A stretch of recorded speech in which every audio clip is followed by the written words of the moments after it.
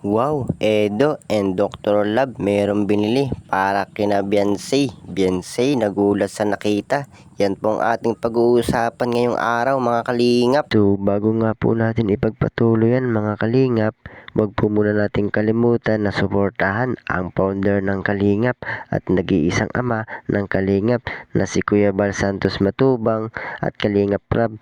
Sa araw-araw po nilang pagtulong ating suportahan para mas marami pa po silang matulungan, lalong-lalo na po ang mga nangangailangan. Ganon rin po ang kanilang may bahay na si Ate Edna Vlogs at Jackie Tapia. Patuloy po natin suportahan mga kalingap.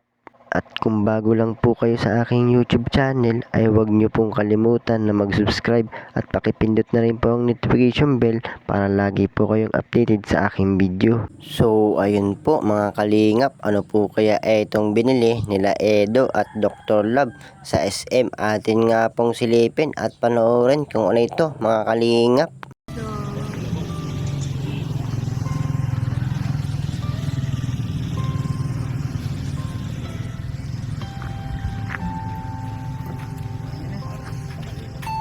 Baba na yung TV. Ayos ka din, ha?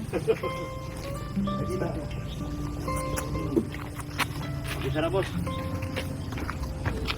Dito na kami. Dala namin malaking sili. Silihan na ito. Ay, saka na? Ay, anak ko ng baboy. Ay, nanganak na? Oh? Ay, nagdali-dali. Talaga? Muna natin ito yung kape. Oo. Tsaka maglagyan na sa turba ng Ayaw ko pa yan Sabay ganun. Ay grabe, isang malaking TV pala para sa bahay nila Beyonce mga kalingap. Napaka-supportive naman po ni Edo at lalo na po dyan si Dr. Love. At dahil nga pagkabili pa lang nila neto sama-sama din nila agad na dinala sa bahay nila Beyonce. Siyempre isa din ito na di pwedeng mawala sa bahay nila. Kumbaga isa sa pinaka-aliwan na panooran ng mga kapatid at magulang ni Beyonce mga kalingap.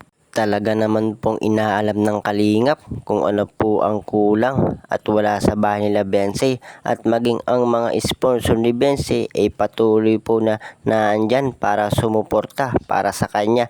Ganun po ka-bless si Beyonce na sa lahat ng oras at kung ano pa man ang kailangan pa ni Beyonce ay andyan agad dumadating kay Beyonce mga kalingap.